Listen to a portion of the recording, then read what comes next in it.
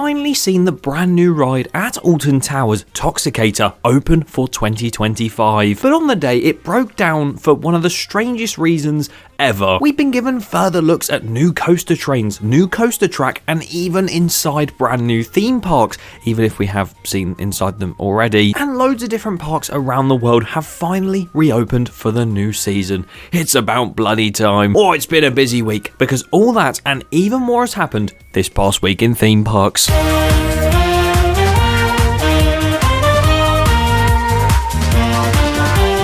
Welcome back to one of the series on this channel.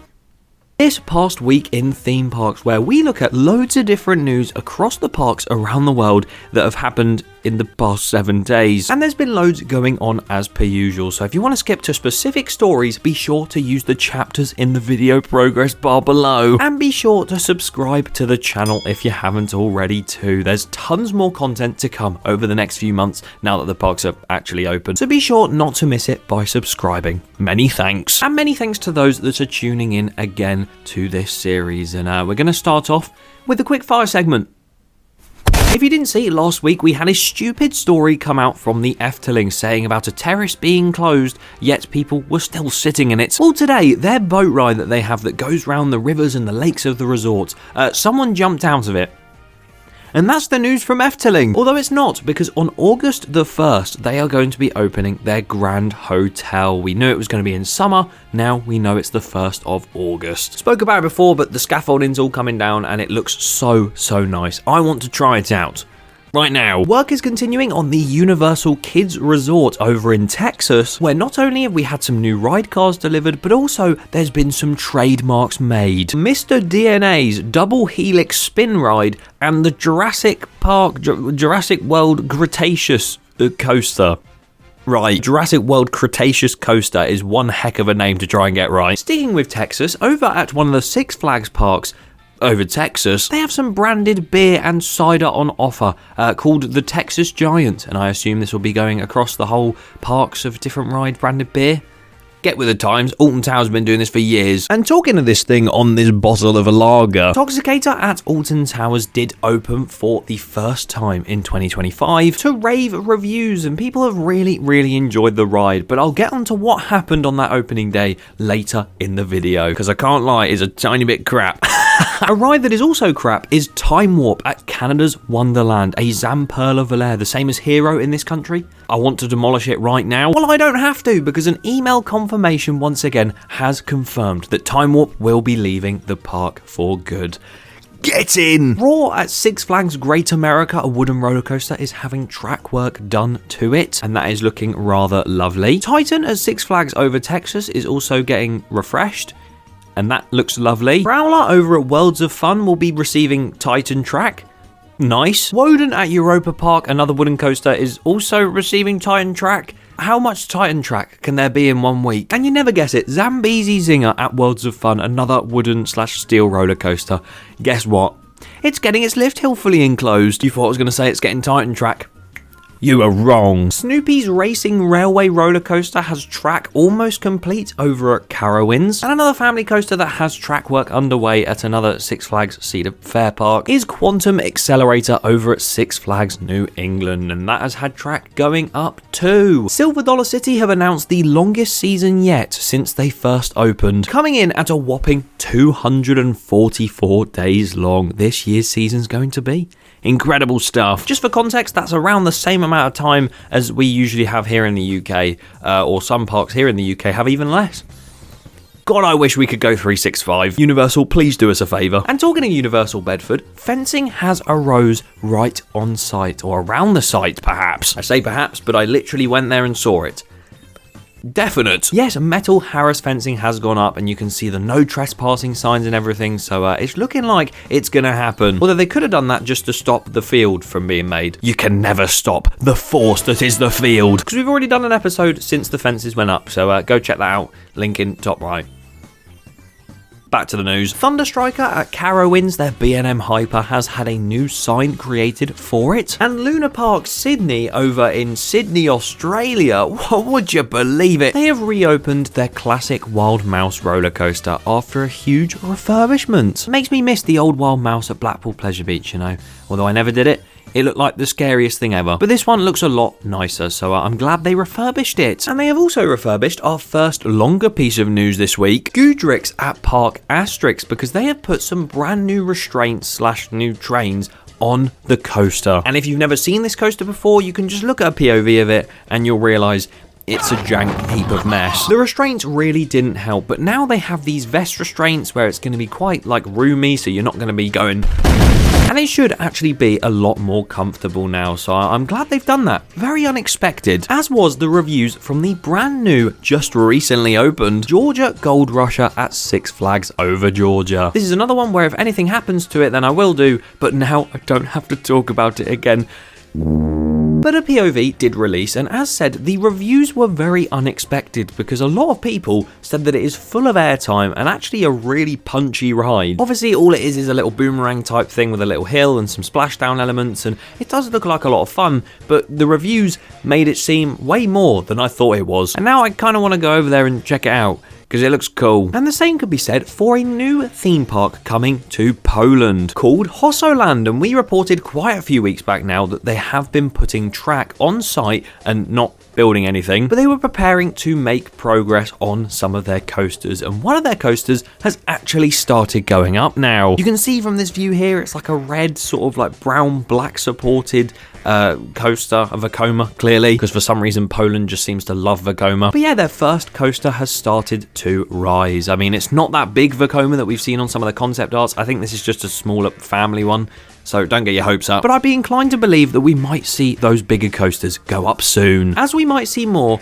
of Epic Universe coming to Universal Orlando Resort in 2025. We are just over 2 months away from the opening of it, and we've been given some very exclusive pictures of inside. And as much as we saw it last week with some videos, just seeing all of these different like places, like you can see the Frankenstein experiment ride and just Nintendo Land, as much as we've already seen that in 2 other places before. The How to Train Your Dragon area, and of course the Ministry of Magic, that area that's not the Ministry of Magic before, the second area in Florida that recreates France. And if you wanted to book tickets for more than one day, which you haven't been able to do yet, in the past week they have released some tickets for a single day at the park, and god, the price. I know it's a US park, it's Universal, it makes sense to be so expensive, but people complain at like £40 tickets, 30 quid tickets here. One day at Epic Universe is currently sat at $180, which is 140 Great British pounds.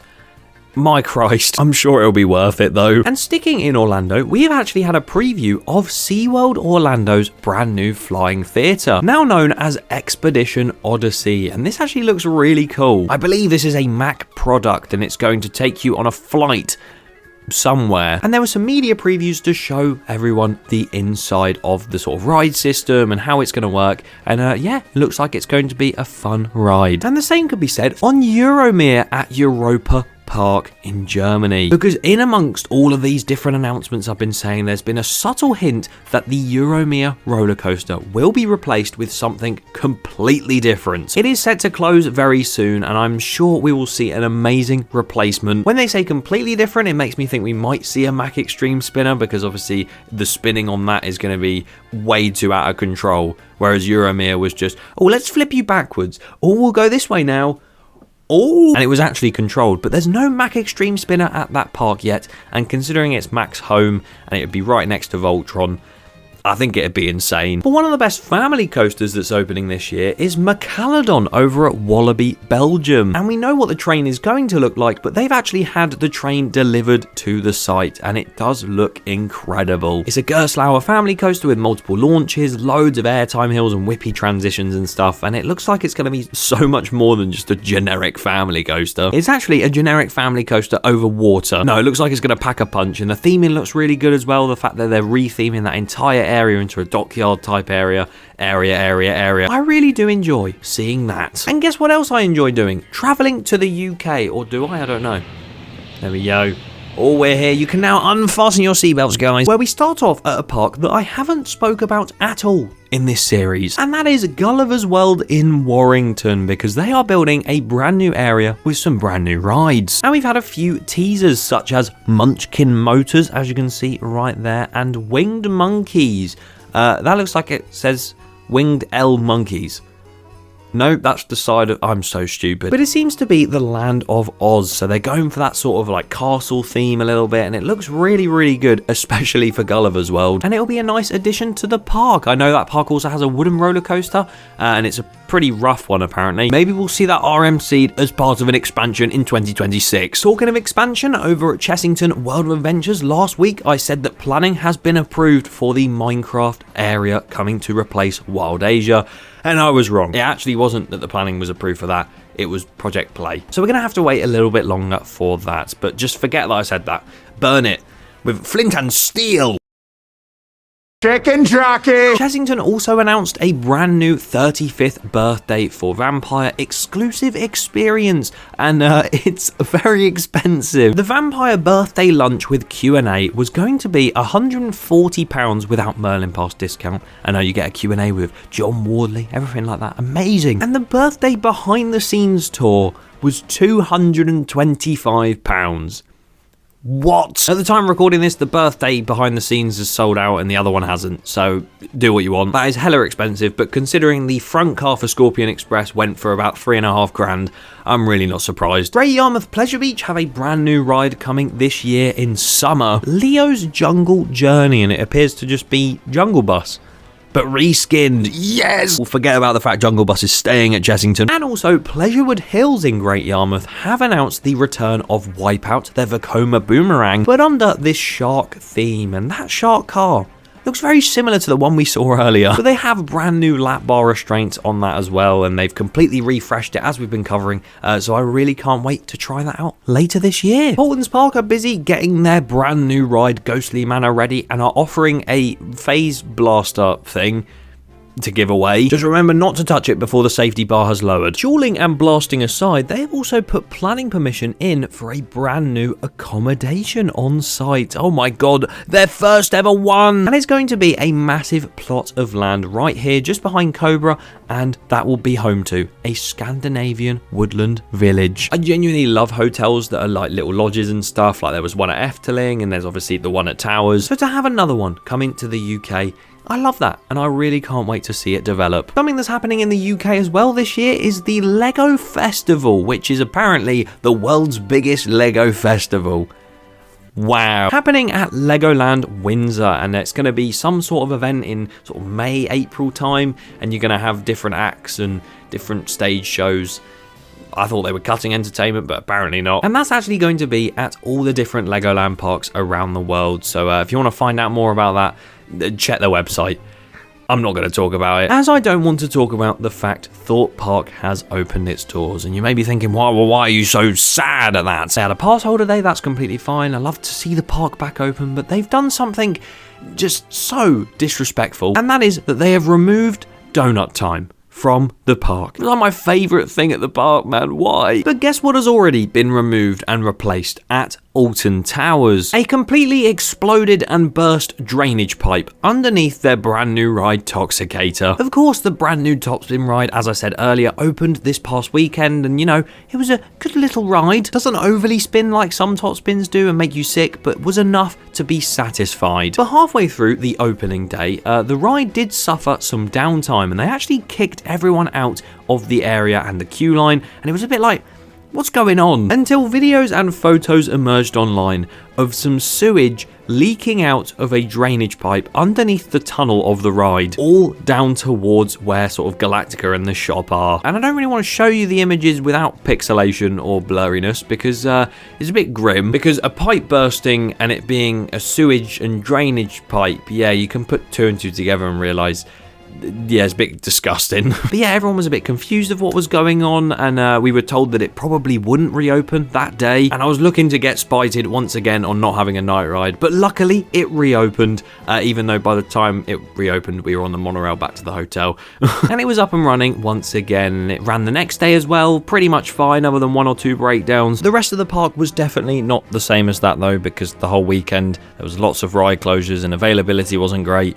I pray this is just for opening weekend and not for the rest of the year. But I really enjoyed Toxicator. I thought it was a fun little ride. I'm not going to reveal all of my thoughts because I have been on it a lot more than my first review. So I'm going to be doing an updated, full in-depth analysis one as well. But yeah, they really took the Toxicator theming to heart and actually made it toxic underneath. We're going to call it the Defecator now. It was amazing to see so many people, including so many of you guys as well, at the park on opening day and just over the weekend. It was awesome. So I really hope everyone had a good weekend because it was just great to be back at Alton Towers. Because the parks are open, like said, so expect more content soon. Subscribe so you don't miss it. Goodbye!